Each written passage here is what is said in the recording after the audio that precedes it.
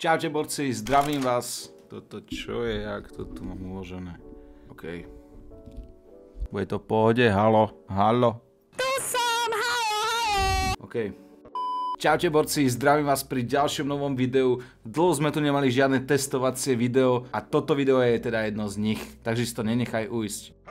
Často som bojoval s rôznymi prípravkami na renováciu plastov. Musím povedať, že doteraz som nenašiel vhodný prípravok, ktorý by jednak pekne začernil plast. A druhá vec je tá, že by bol dlhotrvácný. Jednoducho, aby to tam zostalo a nie zase to nevybledlo, chápeš?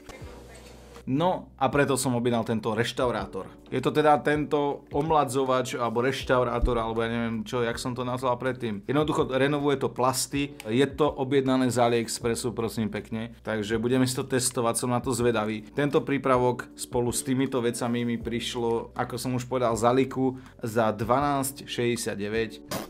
Je to 300 ml, objednal som to najväčšie balenie, aké tam mali. No a nečakal som, že mi to dodajú aj s týmito húbkami. Jak sa to originál volá? Houba. Proste tento molitán, s ktorým sa to nanáša a zároveň taká príjemná handrička, s ktorým to potom človek rozotre.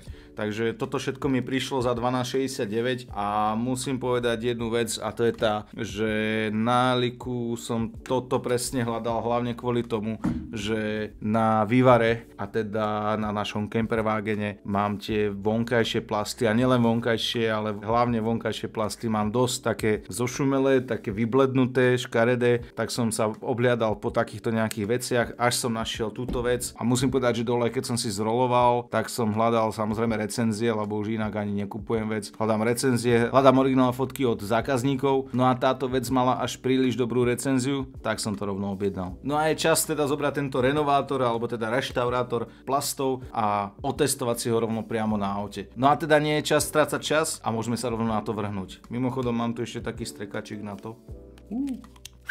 No a poďme na to. Let's go.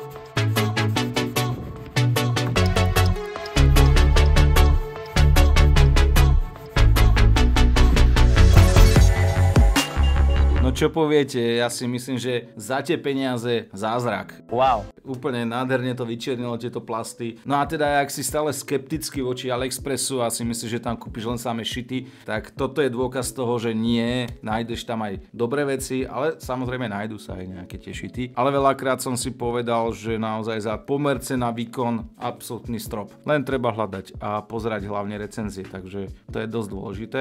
Áno. No a hoďte mi dole do komentára, ak máte skúsenosť nejakým podobným prípravkom a samozrejme za akú cenu, že či to je nejako tak porovnateľné alebo nie, že či je tento výrobok drahý alebo lacný alebo pomer cena výkon kvalita, chápeš? Každopádne budem pozerať ďalej, ako sa chová ten plast, či náhodou to zase nebledne alebo či naozaj je to dlhotrvácne. Zatiaľ hodnotím túto vec ako 10 z 10, naozaj som s tým veľmi spokojný. To však ale nemôžem povedať o autorádiu Zaliku. O tom si ale spravíme zvlášť video, nebudem o tom kecať teraz a zdržiavať túto video. To je jedno, všetko uvidíme v ďalšom videu. Takže ak sa ti video páčilo, hoď tam like a my sa vidíme čoskoro u ďalšieho videa. Tak sa majte, čaute.